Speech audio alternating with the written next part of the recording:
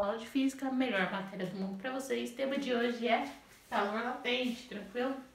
Lembra lá que calor latente vai estar dentro da nossa playlist de calorimetria, tranquilo? Calorimetria é o estudo da troca de calor entre corpos, tudo bem? Energia térmica para vocês.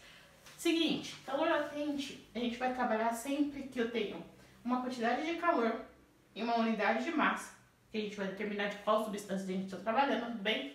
Que vai receber ou vai perder calor. Como assim?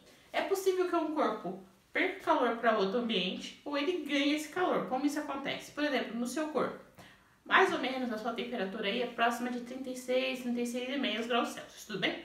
Mas a temperatura ambiente em média 24 graus Celsius. O que acontece? O seu corpo vai perder calor para o ambiente porque a tendência é que tudo entre em equilíbrio, tudo bem? É o que a gente está estudando aqui na playlist de calorimetria, tranquilo? Nesse caso aqui do calor latente, a gente vai trabalhar com ele só quando está ocorrendo uma mudança de fase. Como assim mudança de fase? Pense o seguinte, um cubinho de gelo lá. Se eu quero que ele mude de fase, eu vou ter que aquecer para ele virar líquido. Na faixa etária em que ele está mudando de fase, é onde vai ter o calor latente. Por quê? Porque ele vai ficar ali a 0 graus por um período. Tá? Naquele período ali em que ele nem é sólido, nem é líquido. Ele está mudando a fase dele, tudo bem? Isso é onde a gente vai estudar calor latente. Tá vendo? Por que a gente vai estudar calor latente? Porque o calor aqui vai ser massa vezes calor latente. Não tem variação de temperatura. Quando eu estou mudando de fase ali, eu não tenho variação de temperatura. A temperatura permanece a mesma. Tudo bem? Então, no caso da água, se eu estou pensando aí na temperatura da água para virar de sólido para líquido é 0 graus, tudo bem? Então, ela vai permanecer a 0 graus por um tempo até virar líquido. Não teve variação de temperatura. Então, calor latente é quando eu estou trabalhando aqui nas mudanças de fase, tudo bem? Não vai estar tendo a mudança de temperatura. Então, como é que a gente vai calcular isso? Vai ser quantidade de calor é igual a massa vezes o calor latente, tudo bem?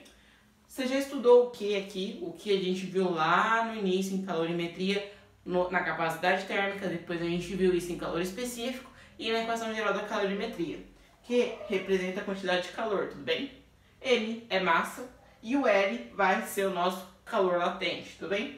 Unidades para vocês, Sistema Internacional, calor é medido em joule, a massa em quilograma e calor latente em joule por quilograma.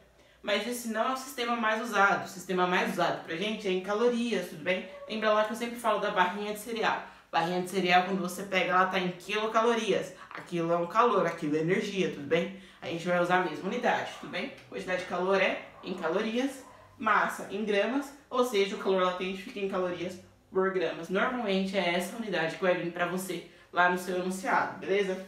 Só pra ficar claro aqui, a mudança de fase pode ser de líquido para gás, pode ser de sólido para líquido, qualquer mudança de fase, o calor latente está presente. Deixei algumas aqui exemplificadas para você.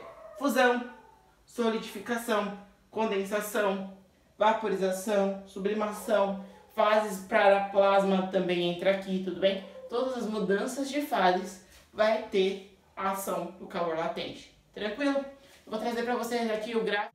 Galerinha, então segunda parte aí para vocês, gráfico de curva de aquecimento, tudo bem? Esse gráfico aqui é conhecido como curva de aquecimento. É pra gente entender então como é que tá funcionando o calor latente e aonde entraria aqui é aquela equação geral da calorimetria, tá? Então eu fiz aqui um esboço de um gráfico qualquer, finge aqui que eu tô trabalhando com a água, tudo bem? É por isso que tá aqui no 0 graus, tudo bem? Pensando na temperatura em graus Celsius, tudo bem?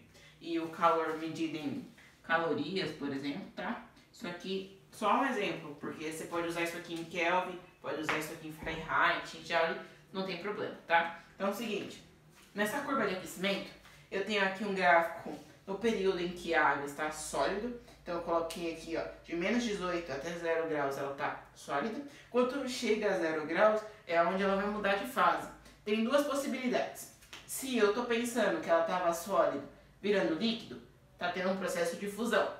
Se por acaso ela tá líquido, tá vindo para virar sólido, é um processo de solidificação, tudo bem? Tá vendo que isso ocorre na mesma temperatura, a 0 graus. Mas tá vendo que isso ocorre por um período?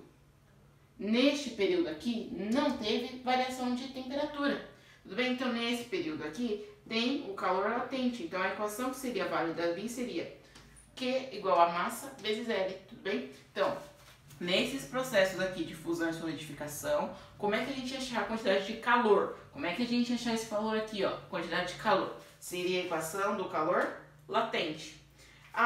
E como é que a gente acharia aqui quando ele é sólido e quando ele é líquido?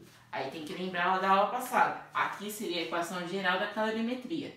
Q é igual a M vezes C vezes variação de temperatura. Por quê?